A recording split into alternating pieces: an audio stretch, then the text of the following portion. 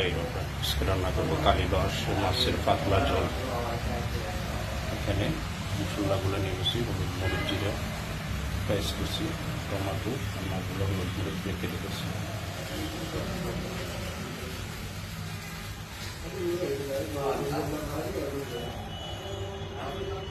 দিয়ে দিব তেল দিয়ে দিলাম, দিয়ে দেব ফ্রেশ কুচি,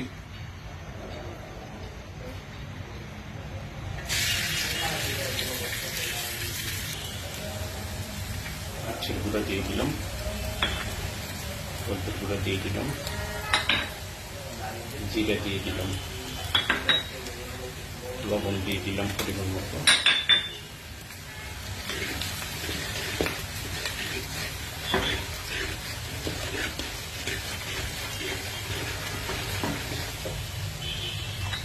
আদা রসুন বাটা দিয়ে দিলাম,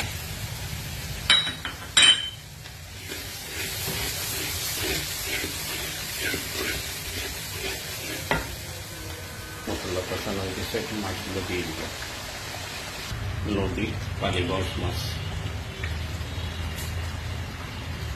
পানি দিয়ে রেখে দিব, পানি দিয়ে দিলাম, এখন রেখে দিব। নদীর কালীবাস মাছ,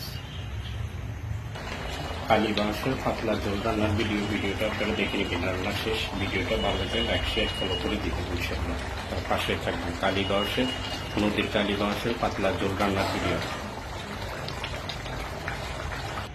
রান্না শেষ, ভিডিওটা দেখে একটু পাশে থাকবেন ইনশাআল্লাহ, শেয়ার করে দিবেন, ফলো করে দিবেন ইনশাআল্লাহ। নদীর কালীবাসের পাতলা ঝোল রান্নার ভিডিওটা আপনারা দেখে নেবেন, পুরো ভিডিওটা দেখে নেবেন।